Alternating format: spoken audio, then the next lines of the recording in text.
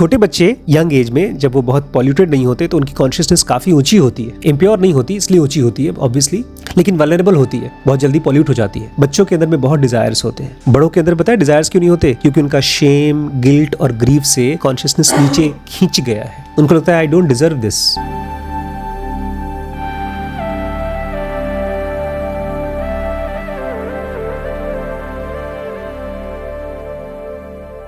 नमस्कार दोस्तों, नमस्कार। स्वागत है आपका ज़ेन योगा चैलेंज 2022 में।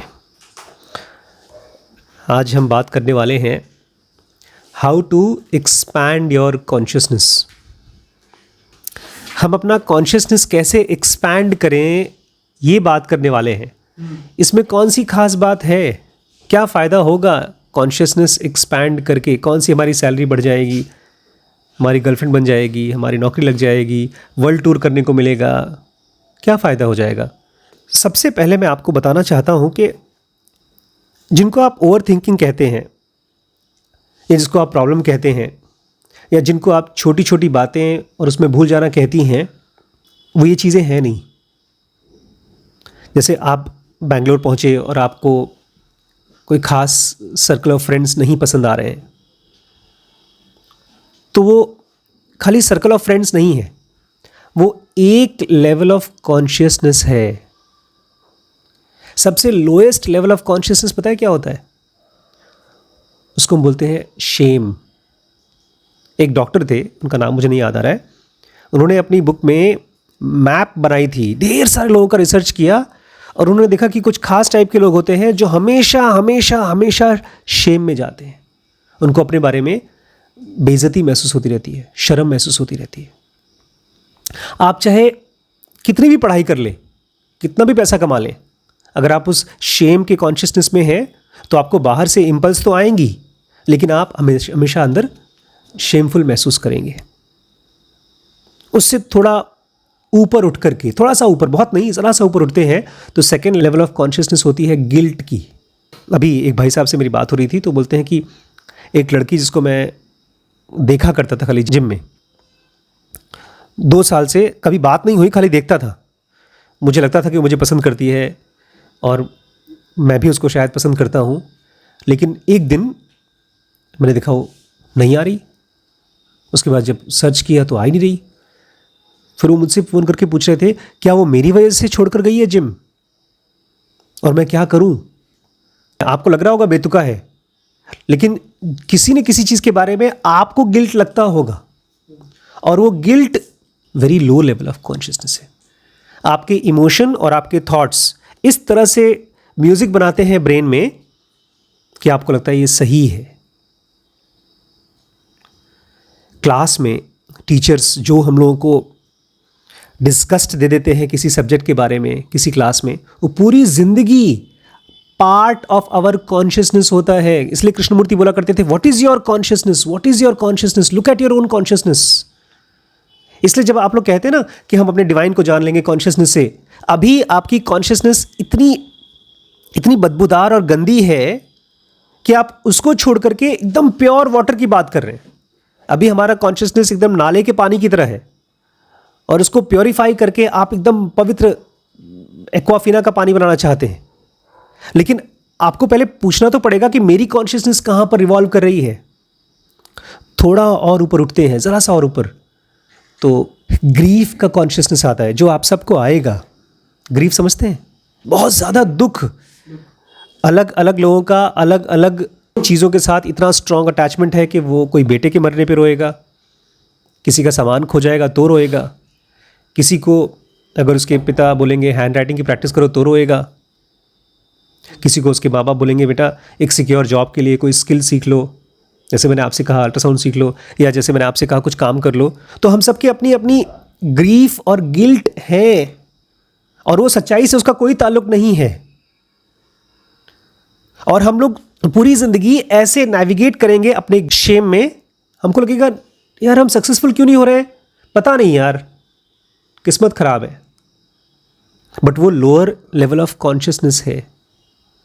थोड़ा और ऊपर उठेंगे, थोड़ा सा और ऊपर, जैसे आजकल आप लोग यहाँ पर आए हैं तो आप लोगों को अपने डर का एहसास होना शुरू होगा।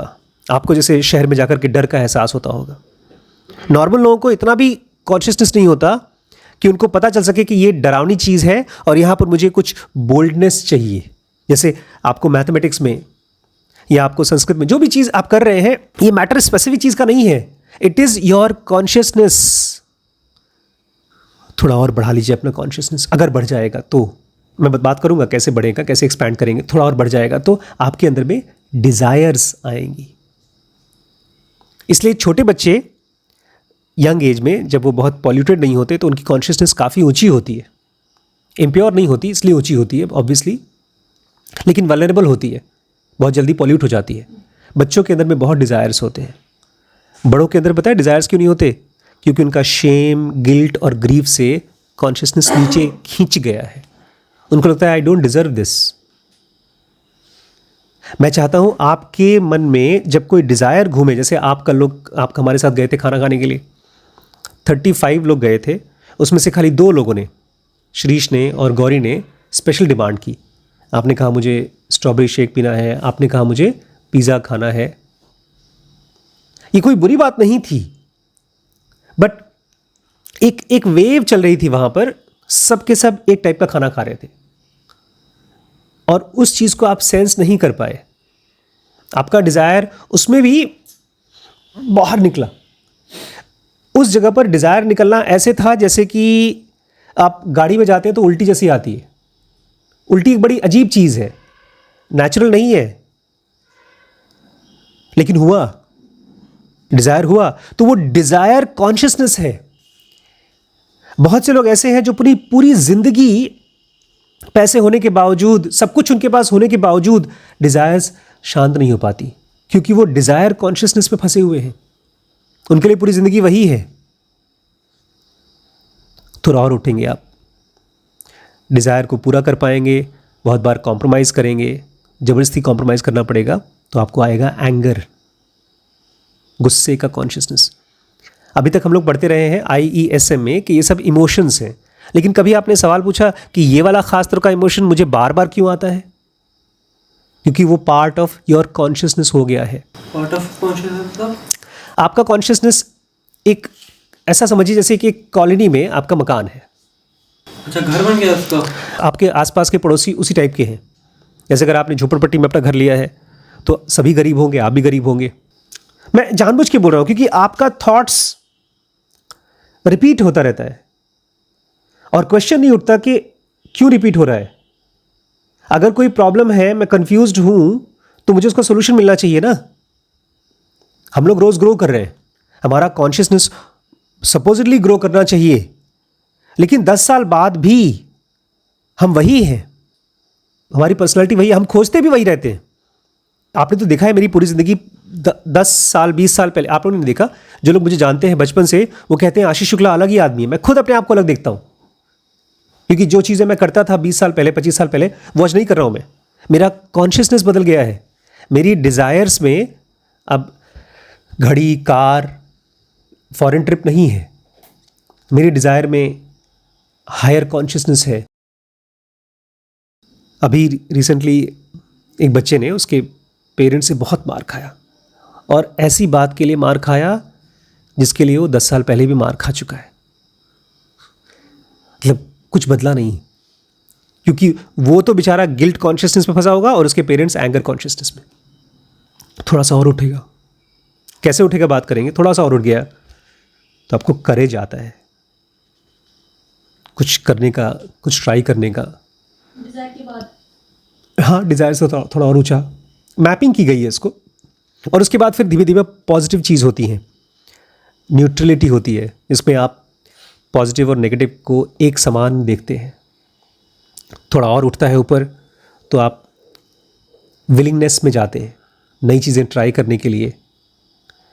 थोड़ा और ऊपर जाते हैं तो एक्सेप्टेंस आता है, लाइफ जो भी देती है आप उसको एक्सेप्ट करते हैं। जैसे बुद्ध क्यों अपने शिष्यों को भिक्षु बनाया था? उन्होंने कहा था जो कुछ भी मिल जाए भिक्षा में चुपचाप उसको ले लेना। इलाहाबाद में एक मानस जी हैं, उन्होंने बड़ा अच्छा कॉन्सेप्ट बताया था एक बार।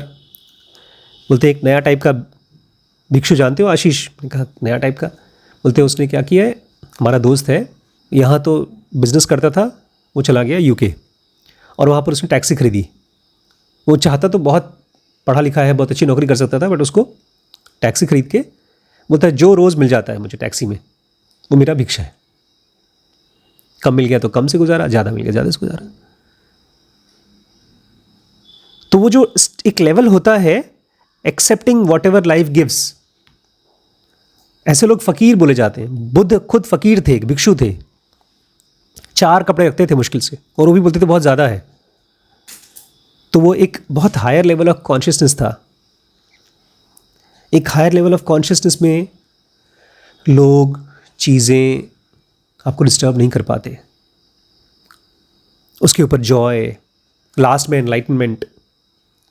बट इसको ऐसे समझिए जैसे आपको घर मिला है एकदम नीचे लेवल पे, और आपको कमा कमा करके और अच्छी लोकेलिटी में और अच्छी लोकेलिटी में और बड़े घर और बड़े घर में जाना पड़ेगा। घर का मतलब आपका कॉन्शियसनेस, लेवल्स ऑफ कॉन्शियसनेस। जिनोगा बड़ी अच्छी कोटेशन बोलती है। इस कोटेशन का मतलब अगर किसी को पता है तो मुझे बताइएगा। The obvious is that which is never seen until someone expresses it simply. The obvious is that, obvious वो चीज है विच इज नेवर सीन, जो कभी देखी नहीं गई, until someone expresses it simply, जब तक कि किसी ने, ऐसी कॉमन चीज़ है जो कोई जब तक उनको आसान भाषा में करके नहीं बताएगा तब तक हम नहीं समझेंगे। बहुत कॉमन है। लेकिन कुछ समझ में आया इसका एग्जाम्पल का मतलब? इसको एग्जाम्पल के तरीके से समझा सकते हैं? जैसे मुझे इंग्लिश पढ़ता हूँ, ऑब्वियस ही बात है, अगर मैं इसको छोड़ूंगा तो ये नीचे गिरेगा। ये क्या है? छोड़ूंगा तो नीचे गिरेगा। श्रीश ने क्या एग्जाम्पल दे रहा था? मैं जैसे संस्कृत पढ़ता हूँ तो वो तो नॉर्मल चीज़ है, सब पढ़ते हैं, लेकिन जब तक कोई इसको आसानी से नहीं पढ़ाएगा तब तक नहीं समझेगा। Very true, very true. हम लोग जो किताबें पढ़ते हैं, जो वीडियोस बनाते हैं, वो यही तो कर रहे हैं। बहुत सी चीज़ें हैं जो ऑब्वियस हैं, बहुत सिंपल सी बातें हैं, लेकिन जब कोई बता देता है तब हमको लगता अरे तो पता ही नहीं था। ये क्यों नहीं पता पहले मुझे। जब मैंने कृष्णमूर्ति का पास्ट लाइफ के बारे में पढ़ा तो मुझे भरोसा हो गया कि पास्ट लाइफ होता है। उसके पहले जब भी कोई पास्ट लाइफ के बारे में बात करता था, चाहे गीता में भी पढ़ते थे, तो लगता था फेक है। लेकिन कृष्णमूर्ति की जब पढ़ी तो ये तो सीधी सी बात थी। जैसे हम लोग बोलते हैं कल उठे थे, कल ये काम किया था, परसों ये काम किया था। तो जिनोगा में कॉन्शियसनेस कैसे एक्सपैंड करें? जिनोगा कहती है लाइफ और कॉन्शियसनेस सुनने में एक जैसे लगते हैं, सिनोनिमस लगते हैं। तो ये तो एकदम साफ जाहिर है कि बिना लाइफ के कोई कॉन्शियसनेस नहीं हो सकती। और अगर दुनिया में एकदम एलिमेंट्री लेवल ऑफ कॉन्शियसनेस अगर नहीं है तो लाइफ भी नहीं है। हम लोग जब खजुराहो गए थे तो वो मंदिर थे, मंदिर में मूर्तियाँ थीं। तो मम्मी बार बार बोल रही थी कि देखो इन मूर्तियों में किसी ने जान डाल दी है, ऐसी मूर्तियाँ हैं। लेकिन वो मूर्तियों में जान थी नहीं। 1000 साल पुराने मंदिर थे, उसको किसने हरा दिया पता है? जंगलों ने, पत्तों ने पूरा ढक दिया था, क्योंकि पत्तों में लाइफ थी। पत्थर 1000 साल से वैसे के वैसे ही है, लेकिन उसमें लाइफ नहीं है। लेकिन पत्तों में क्या था? Most elementary sense of consciousness. पत्तों को कम से कम ये तो कॉन्शियस है कि उसको ग्रो होना है रोज।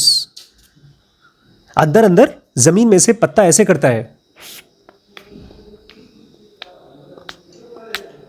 जैसे आप लोग ड्रिंक पीते हैं, ऐसे पत्ता पानी पीता है, धूप खाता है। देखिए अभी पता है क्या होगा? जब आपका कॉन्शियसनेस बढ़ेगा तो आपकी ग्रीफ, आपकी गिल्ट, आपका शेम, ये सब खत्म होने लगेगा, लेकिन आपको डर लगेगा। क्यों? जब आपका गिल्ट खत्म होगा तो डर क्यों लगना? करेंगे क्या फिर? क्योंकि वो पार्ट ऑफ आइडेंटिटी है आपका। जब आपके आसपास के लोग आपको बोलेंगे अच्छा तुम मेरे बेटे हो ना, तुम्हें ऐसे पाला है, मैं तुम्हारा दोस्त हूं ना, तो आपको अंदर से लगेगा कि नहीं मुझे वो गिल्ट होना चाहिए। जैसे जैसे आप ग्रो करेंगे आपको हायर कॉन्शियसनेस को पहचानने आना चाहिए। जैसे एक पौधे को पानी और धूप पहचानेगा नहीं तो ग्रो नहीं कर पाएगा, ऐसे ही अगर आपको हायर लेवल ऑफ कॉन्शियसनेस नहीं पता तो बस पढ़ने से नहीं आ जाएगा। और आपको यह भी आइडेंटिफाई करना चाहिए कि लोअर लेवल ऑफ कॉन्शियसनेस क्या है, उससे कैसे हटें, कौन कौन सी एक्टिविटीज़ हैं जो मुझे लोअर लेवल ऑफ कॉन्शियसनेस पे ले जाती हैं। इसलिए जब आप कहते हैं कि सर मेरे आसपास में सब लोग बेंगलोर में शराब पीते हैं और आप नहीं पीते हैं, और उसके लिए आप चिंता करते हैं, डरते हैं, तो आप एक टग ऑफ वॉर में हैं। आपको जाना है हायर लेवल ऑफ कॉन्शियसनेस पे, लेकिन एक पार्ट आपने अपना हाथ अंदर दे रखा है लोअर लेवल ऑफ कॉन्शियसनेस को, और आपको डर है कि वो घसीट लेगा मुझे नीचे। इस टग ऑफ वॉर में से निकलने के लिए you have to see very clearly, अरे यार, जैसे आप खाने को जानते हैं, इस खाने के स्वाद को जानते हैं, एकदम साफ साफ जानते हैं, टेस्टी खाने को आप पहचानते हैं। इसके लिए आपको खुद से सवाल पूछना पड़ेगा अगले 10 साल तक कि लाइफ क्या है और कॉन्शियसनेस क्या है। आखिर लाइफ में और कॉन्शियसनेस में डिफरेंस क्या है, क्योंकि जब तक आप सवाल नहीं पूछेंगे लाइफ आपको जवाब नहीं दे पाएगी। आज हम लोग कहते हैं अपने आप को, हालांकि पूरी दुनिया नहीं बट एटलीस्ट कुछ लोग तो इंटर प्लानिटरी ट्रैवलिंग कर रहे हैं, एक प्लैनेट से दूसरे प्लैनेट पे जा रहे हैं। हमारा ब्रेन और ज़्यादा सेंसिटिव समझदार हो गया है, तो एटलीस्ट हम ये मानते हैं कि हम लाइफ को पहचानने में हमारे एंसेस्टर से उनसे ज़्यादा सक्षम हैं। अभी कुछ ऐसी टेक्नोलॉजीज़ आ रही हैं, बहुत ही मज़ेदार टेक्नोलॉजीज़ आ रही हैं। आप अपने कुत्ते की बातचीत समझ जाएंगे। जब कुत्ता भौंकता है तो क्या बोलना चाहता है वह पहचान जाएंगे। आप अपने पौधे की बातचीत समझ जाएंगे। गूगल का ट्यूलिप, इतना ज़्यादा डाटा है, तो कम से कम हमको लाइफ को पहचानने तो आना ही चाहिए। अब देखिए, अगर लाइफ को पहचानना है ना और थियरी से बचना है, क्योंकि जो कुछ भी मैं बोलूँगा आप लोग बहुत अच्छे स्टूडेंट हैं, आप लोग उसका पॉइंट बना करके बता देंगे कल। जैसे आपने अभी 5 यम 5 नियम सब बता दिया और आपने तो एक और लेवल पहुंच गए आगे। मुझे थियरी नहीं पता लेकिन प्रैक्टिस तो मैं करता हूँ। और जैसे अभी गौरी बोल रही थी कि बड़े पापा ने कहा है जब तक समझ में ना आए ट्राई न करना। तो देखिए, मेरी बात एक तरफ थियरी और एक तरफ प्रैक्टिस। प्रैक्टिस तब तक ट्राई नहीं करना जब तक थियरी समझ में ना आए, और थियरी रट ली काम खत्म। मंदिर की मूर्तियां हो जाएंगी ये। आप दिया जलाएंगे लेकिन कॉन्शियसनेस को पहचान नहीं पाएंगे। इसलिए सबसे पहले सेंटर में ये क्वेश्चन रखिए, व्हाट इज कॉन्शियसनेस। हमारे अंदर में एक बहुत इंपॉर्टेंट वाइटल फैक्टर है, उसको हम नाम देते हैं लाइफ, जो हमको जिंदा रखती है। जैसे पौधे, मछलियाँ, पंछी, जानवर को जिंदा रखती है लाइफ, ऐसे ही हमको भी जिंदा रखती है। लेकिन पौधों में हमसे जो चीज़ कम है वो है कॉन्शियसनेस या तो अवेयरनेस। लाइफ तो हम दोनों में है, वो भी जिंदा है, वो भी सांस ले रहे हैं। बल्कि पीपल का पेड़ तो 24 घंटे ऑक्सीजन देता है, उस पर कहते हैं हजारों देवताओं का वास है। लेकिन उसके अंदर में हमसे अलग क्या है? एक पीपल के पेड़ की उम्र कितनी होती है? 400 साल। हमसे इतना लंबा जीता है वो, लेकिन उसके अंदर में हमसे कम क्या है? कॉन्शियसनेस। कुछ चीज़ है जो कॉन्शियसनेस या अवेयरनेस है।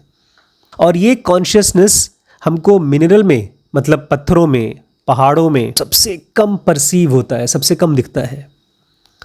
जो पौधों में होता है लेकिन बहुत लिमिटेड होता है कॉन्शियसनेस। मुझे बचपन में छुई मुई का पौधा बड़ा अच्छा लगता था, देखा है आपने? कुछ हो तो बंद हो जाता है। हाँ, छुओ तो बंद हो जाता था, दो चार बार छू लिया उसके बाद भाग गया वैसे। उसके बाद कोई फर्क नहीं पड़ता था। और इंसानों में सपोजिटली सबसे ज़्यादा होता है, और इसीलिए कॉन्शियसनेस या अवेयरनेस की वजह से ही इंसानों को लगता है कि हम बाकी सभी जीव जंतुओं से ज़्यादा समझदार हैं। ये खतरनाक थॉट है। मैं क्यों खतरनाक बोल रहा हूँ पता है?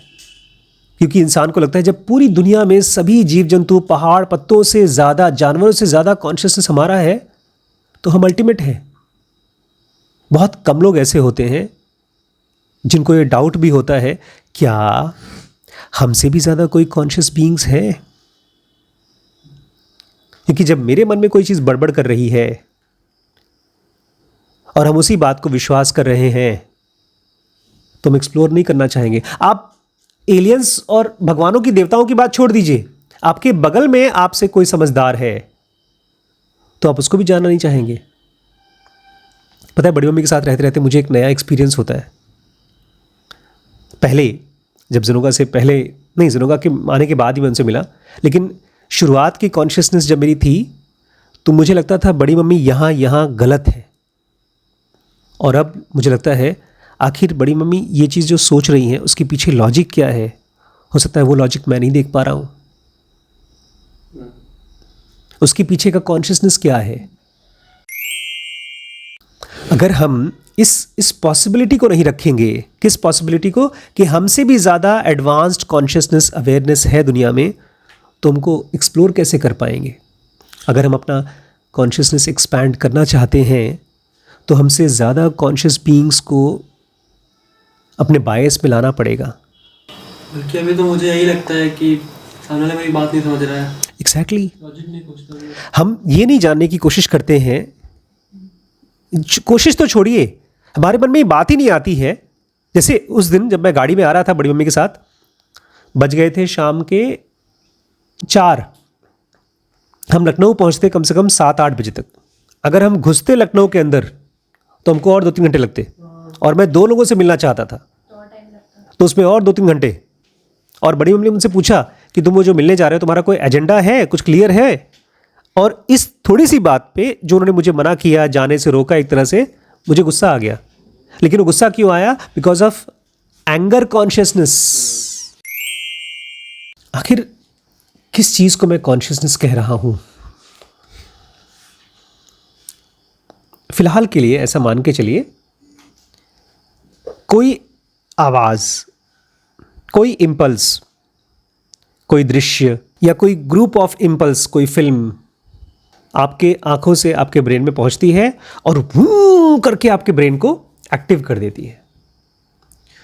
आपने किसी फ्रेंड के बारे में न्यूज़ सुना, जैसे बड़ी मम्मी ने सुना था भक्ति, जो उनकी फ्रेंड है, उनको कॉल किया, अच्छी फ्रेंड है उनकी, कि मुझे भक्ति से बात करनी है। तो वहाँ से उन्होंने बोला कि आप कौन? बताया, मैं उनकी दोस्त हूँ, क्लास में 11th-12th में साथ में पढ़ी थी, बीएससी भी साथ में किया था। तो बोलती आपको मालूम नहीं भक्ति की डेथ हो चुकी है? और वो डेथ 1-2 दिन पहले नहीं हुई थी, करीब 6 महीने पहले हुई थी। लेकिन इस चीज़ को सुनते ही बड़ी मम्मी के आंखों से आंसू रुक ही नहीं रहे थे। शादी के बाद एक शादी में रोई थी वो, विदाई के समय। उसके बाद इस पे वो दिन भर रोई थी। तो एक घटना, एक न्यूज़, एक इम्पल्स हमारे कान में गया, हमारे ब्रेन में गया, और हमारे ब्रेन में से एक रिस्पॉन्स क्रिएट करता है। ये तो दिन भर का रिस्पॉन्स था, इसमें से तो आप निकल भी आएंगे। आपके फ्रेंड ने एक नया मोबाइल खरीद लिया, आपका ब्रेन जूम करके एक रिस्पॉन्स में चला गया। आपको ये फीलिंग आ रही है कि अरे यार, मैं तो वही हूँ, मैं तो एक फ़ोन नहीं खरीद पा रहा हूँ, मेरी ज़िंदगी में बस यही है। ये फैक्ट नहीं है, ये एक लेवल ऑफ कॉन्शियसनेस है जहाँ सिर्फ ग्रीफ भरा है। हाँ, जहाँ ग्रीफ है, और उस ग्रीफ को उस इम्पल्स ने टच कर दिया और ग्रीफ के शोर मचना शुरू हो गए। ये तो 2 नेगेटिव कॉन्शियसनेस मैंने आपको बताए। आप एक फिल्म देखते हैं रात में, एक बहुत अच्छी सी फिल्म देखते हैं। जैसे मैंने कुछ दिन पहले एक फिल्म देखी, रॉ, RAW, रॉ। तुमने देखी शिरीष? उसमें जो हीरो है ना, वो अकेले ही कम से कम 300-400 लोगों को मार सकता था। उसको देखकर जो कॉन्फिडेंस पैदा होता है, बॉलीवुड मूवी है? नहीं, बॉलीवुड नहीं, टॉलीवुड मूवी है। उसके हीरो का मैं नाम नहीं जानता हूँ। अक्षय कुमार उसके सामने फेल। वो रजनीकांत के सगे भाई हैं वो। वीरा राघवन नाम है। हाँ, वीरा राघवन नाम है। आप मुझसे पूछ रहे क्या देख रहे थे? इसका मतलब ये है कि आप जब अक्षय कुमार की फिल्म देखती हैं जिसमें अक्षय कुमार की 4 बहनें हैं और उनकी शादी करने के लिए वो किडनी बेचता है, उससे निकलने वाली कॉन्शियसनेस ज़्यादा सच है। वो भी फिक्शन है, ये भी फिक्शन है। मैं एक और ज़्यादा प्रैक्टिकल कॉन्शियसनेस बताता हूँ। अभी दिलीप जी यहाँ पर आए थे, आज मुझसे पूछ रहे थे, सर क्या मैं अपने व्हाट्सएप में ग्रुप बना सकता हूँ? ग्रुप, उनको ग्रुप बनाने नहीं आता। अच्छा, ग्रुप मैंने बना के दे दिया, उनको बता भी दिया कैसे बनता है ग्रुप। उसके बाद एक मैसेज उन्होंने लिखा था, उसको डिलीट करना था, तो उसमें 3 बटन दबाएंगे डिलीट के ऊपर तो 3 ऑप्शन आते हैं। एक बटन दबाएंगे 3 ऑप्शन आते हैं। कौन कौन से? Delete, delete for me. तो डिलीट फॉर एवरीवन उनको नहीं पता चलेगा। अब ये इंग्लिश का इतनी fast connection of words to meaning ये दिलीप जी को नहीं आएगी, क्योंकि हमारी अवेयरनेस में इंग्लिश बहुत स्मूथली मिक्स हो गई है। ये भी एक लेवल ऑफ कॉन्शियसनेस है। हम लोग पढ़ते हैं तो समझ पाते हैं, ये भी एक लेवल ऑफ कॉन्शियसनेस है। बट कॉन्शियसनेस जैसे जैसे प्योर होती जाती है, जैसे जैसे एक्सपैंड होती जाती है, वैसे वैसे उसका टेस्ट लेस होना शुरू हो जाता है। जो नॉर्मल या बिलो नॉर्मल कॉन्शियसनेस होती है उसमें बड़ा पंजेंट टेस्ट होता है। पंजेंट समझते हैं? जैसे हमने वहाँ खाना खाया, एक इटालियन कोई खाना खाया, उसमें कोई मसाला ही नहीं था। कोई भी कॉन्टिनेंटल खाना खा लीजिए आप तो एकदम ब्लैंड होता है, और वहीं पर आप इंडियन मसालेदार खाना खा लीजिए, छोला या मटर मसाला, वो बहुत स्ट्रॉन्ग होता है। तो कुछ भोजन स्ट्रॉन्ग टेस्ट वाले होते हैं और कुछ सिंपल होते हैं।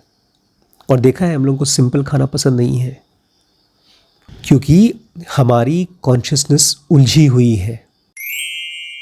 बहुत छोटे बच्चों को आजकल ऐसा होता है कि खाना खिलाते समय मोबाइल दे देते हैं, तो चुपचाप खाते रहते हैं, क्योंकि उसके ज़रिए उनकी कॉन्शियसनेस को बिजी रखा जाता है। ये सबसे बड़ा सीक्रेट है अगर आप अपनी कॉन्शियसनेस एक्सपैंड करना चाहते हैं, कि एक कॉन्शियसनेस वो होती है जो परेशान होती तो प्योर है लेकिन परेशान होती है। वो हम सब की है। हमारा माइंड जब खाली होता है, होता तो खाली है लेकिन खोज रहा है, भाई किस चीज़ में बिजी हो जाऊं। जैसे आज आपने डांस किया, आपको फर्स्ट प्राइज़ मिला, आप बहुत खुश हुए, आपने अपनी फ़ोटो खींची और अपनी फ़ोटो शेयर की, you are happy. This is a consciousness which is searching, seeking for something. और ऐसी कंडीशन में कुछ भी मिल जाए वो पकड़ लेगा। ऐसी कंडीशन में दोस्त मिल जाते हैं जिनकी हैबिट्स हमको लोअर लेवल ऑफ कॉन्शियसनेस में ले जाती है। ये जो हिटलर था या नेपोलियन जानते हैं, ये बड़े ताकतवर थे। नेपोलियन बोनापार्ट, वो बहुत ताकतवर था। आपका even Hitler, he was very educated man. उसके पास बड़े अच्छे अच्छे आइडियाज़ थे, दुनिया में रेवोल्यूशन करूँगा, जैसे आजकल आपके टेस्ला के इलॉन मस्क सोचते हैं, ऐसे ही वो बड़ा फ्यूचरिस्टिक सोचता था कि जर्मनी को मैं एडवांस बना दूंगा, टेक्नोलॉजी आगे बढ़ा दूंगा। लेकिन धीरे धीरे उसका कॉन्शियसनेस अजीबो गरीब टाइप का हो गया, उसकी थॉट प्रोसेस कुंठित होती गई। ऐसा इसलिए क्योंकि उसने ये सवाल पूछना छोड़ दिया, what is higher level of consciousness. हम लोग पता है क्या करते हैं? आज एक भाई साहब ने मुझे फ़ोन किया, उन्होंने कहा सर अगर मैं ज़ेनोगा ज्वाइन कर लूँगा तो मेरी इच्छाएं तो नहीं ख़त्म हो जाएंगी। बहुत से लोगों को ये डाउट होता है। हमारा सिस्टम 1 बोलता है, हमारा माइंड ऑटोमेटिकली बोलता है अरे यार ये साधु सन्यासी हैं, सब घर बार छोड़ चुके हैं, कहीं ऐसा ना हो मेरे साथ भी ऐसी हो जाए। मतलब हमें स्पिरिचुअल रीडिंग करना ज़रूरी है अगर हम ये कॉन्शियसनेस पे ध्यान नहीं दे रहे, क्योंकि मुझे ऐसा लगता है जब मैं एनटीपीसी में थी और यहाँ वहाँ पे तो क्लास चलती नहीं थी, तो हमारा माइंड बहुत जल्दी डिस्ट्रैक्ट होता था। फिर जब यहाँ पर आने लगी तो ये क्लासेस की वजह से ये थोड़ा बहुत जो भी कंट्रोल कर पाते हुए चेंजेस आए। देखिए हम लोग जो कुछ भी वीडियोस बना रहे हैं यहाँ पे, ये खाली हमारे लिए ज़रूरी नहीं है, ये आगे आने वाली जनरेशन्स के लिए ज़रूरी है। आज से 5000 साल पहले किसी ने केयरफुली भगवत गीता को बोला होगा नीचे। फिर पहले लोग लिखते नहीं थे, पहले खाली बोलते थे। फिर धीमे धीमे लोगों को लगा होगा कि इसको लिख लिया जाए, सेव कर लिया जाए। तो आज जो भी आप सुन रही हैं वो इतनी इम्पॉर्टेंट चीज़ है कि इसको आपके माइंड में सबसे हाईएस्ट लेवल पे रखा जाना चाहिए। आपके ब्रेन में अगर कोई हार्ड ड्राइव है, उस हार्ड ड्राइव में इमोशंस, थॉट्स और एक्शंस सबसे ज़्यादा ज़ेनोगा के होने चाहिए। क्योंकि ये जो खाली दिमाग होता है उसको कहते हैं शैतान का घर। क्यों खाली दिमाग शैतान का घर? क्योंकि वो खोज रहा है किसी न किसी जगह पर अपने आप को एंगेज कर ले। कोई अच्छा खाना मिल जाए तो पेट में ठूस ले, वो बिजी होना चाहता है। लेकिन अपने आप में ऐसा तो नहीं है ना कि अगर भूख लगी है तो कुछ भी खा लो। अगर आपका कॉन्शियसनेस परेशान है, वो किसी चीज़ में एंगेज होना चाहता है, तो कहीं पर भी अगर आप अपने आप को एंगेज कर लोगे तो गए काम से। आपका कॉन्शियसनेस एक्सपैंड होने के बजाय कॉन्स्ट्रिक्ट होना शुरू हो जाएगा। मुझे बचपन में याद है जब मुझे कुछ नहीं मिलता था, पुरानी फिल्मों को लगा के देखते रहते थे। हम लोग पुरानी सीरीज देखते रहते हैं, पुराने डायलॉग्स, पुराने सीन्स। क्यों? बिकॉज हम उसी में से ही जॉय पा रहे हैं और धीरे धीरे हमारी पर्सनैलिटी ही वही हो गई। आज हम लोग उसमें पढ़ रहे थे बिजनेस की एक सीरीज़ में कि किस तरह से आपका कस्टमर किस चीज़ को बिलीव करता है, आप उसी प्रोडक्ट को बना सकते हैं उसको सेल करने के लिए। इसका मतलब ये है कि एक इंसान की बिलीफ क्या है, जो चीज़ उसकी कॉन्शियसनेस है वही उसकी बिलीफ है। आप हैं असल में डिवाइन फ्रैगमेंट होने के लिए, लेकिन आप हो गए हैं एक घड़ी के खरीदार कि अगर घड़ी नहीं मिली आपकी ज़िंदगी व्यर्थ है। कॉन्शियसनेस एक्सपैंड करना है, ये आपके दिमाग में उतना ही इंपॉर्टेंट होना चाहिए जितना इंपॉर्टेंट आपके लिए ये है कि मुझे पैसा कमाना है, या मुझे गेम खेलना है, या मुझे और फेमस बनना है, या मुझे अच्छा खाना खाना है। जितना इंपॉर्टेंट आपके लिए फाइनेंशियली फ्री होना है, उतना ही इंपॉर्टेंट आपके लिए साइकोलॉजिकली फ्री होना है। अपने कॉन्शियसनेस को एक्सपैंड करने के लिए आपको कॉन्शियसली स्टेप लेना पड़ेगा। लेकिन जिन लोगों को हम डिवाइन बीइंग बोलते हैं, जैसे रमण महर्षि, कृष्ण, क्या ये लोग थे? सचमुच में थे? क्या प्रूफ है कि थे? और अगर थे तो डिवाइन थे, इसमें क्या प्रूफ है? अच्छा, अगर आज के आज आपको गारंटी हो जाए कि किसी चीज को जान के आप डिवाइन हो सकते हैं, तो फिर आप क्या करेंगे? उस चीज़ को प्रैक्टिस करूँगा मैं। इसका मतलब आपको डाउट है जो भी आप पढ़ रहे हैं उसमें। ये आपकी जो सीरीज आई है मसीहा, उसमें वो आदमी जीसस क्राइस्ट को रिप्रेजेंट करता है। एक पॉइंट के बाद पूरी गवर्नमेंट, यूएस की गवर्नमेंट उससे परेशान हो गई, क्योंकि पूरी दुनिया उसको बिलीव कर रही है कि वो जीसस का रीइंकार्नेशन है, मसीहा है।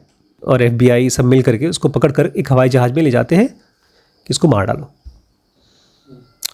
और एक पुलिस वाला है जो उसको सोचता था कि ये सचमुच में शायद भगवान है, वो उसको ले जाता है मारने, जेल में टॉर्चर करने के लिए। जो पहले बड़ा शराफत से बात कर रहा था, बदतमीजी से बात करता है। फ्लाइट में जा रहे हैं लोग, चार्टर्ड प्लेन में, प्राइवेट प्लेन में, और वहाँ पर बोलता है, अच्छा तुम तो जीसस टाइप के हो ना, तो लो तुम पानी को वाइन बना दो। ऐसे उसका मजाक उड़ा रहा था। और कुछ देर बाद फ्लाइट क्रैश हो गई, उसमें बॉम्ब था और फिर गिर गई ज़मीन पे। इस पूरी सीज़न का लास्ट सीन है जहाँ पर ये आदमी मर चुका, पुलिस वाला, नाक पे मक्खियाँ घूम रही हैं, मरने के बाद डेड बॉडी पे घूमती है, और वो आदमी जिसने मसीहा है उसको उठाता है। वो मरे हुए लोगों को ज़िंदा कर सकता है वो। तो पहले उसको उठाया, फिर उसको उठाया, एक एक करके। लेकिन मैं आपसे ये पूछना चाहता हूँ कि क्या सचमुच में अगर ये चीज़ पॉसिबल है, एक ऐसी लाइफ जो किसी भी डेथ को पियर्स कर सकती है, तो क्या हम खाली बैठे रहेंगे? इस सीजन में यही बताया गया, इस पूरी सीजन में बताया गया कि एक नॉर्मल आदमी अपनी कॉन्शियसनेस के साथ इतना बंधा हुआ है कि उसके सामने साक्षात भगवान भी आ जाएंगे और प्रूव भी कर देंगे मैं भगवान हूं, तो भी वो बेचारा हिल नहीं पाएगा। क्योंकि अपनी कॉन्शियसनेस को एक्सपैंड करने के लिए आपको खुद चॉइसेस लेने पड़ते हैं। आपके सामने 2 चॉइसेस होते हैं, उसमें से एक चॉइस लेना होता है। कॉन्शियसनेस अपने आप एक्सपैंड नहीं होगा, क्योंकि वो अपने आप कॉन्स्ट्रिक्ट भी नहीं हो रहा है, आप उसमें चूज़ कर रहे हैं अपने कॉन्शियसनेस को ख़त्म करने के लिए। अच्छी सीरीज़ है दोस्तों, आप ज़रूर देखिएगा, द मसीहा। लेकिन खाली फिल्म देख करके कॉन्शियसनेस एक्सपैंड नहीं होता है, इसलिए अपने ऊपर काम करना है।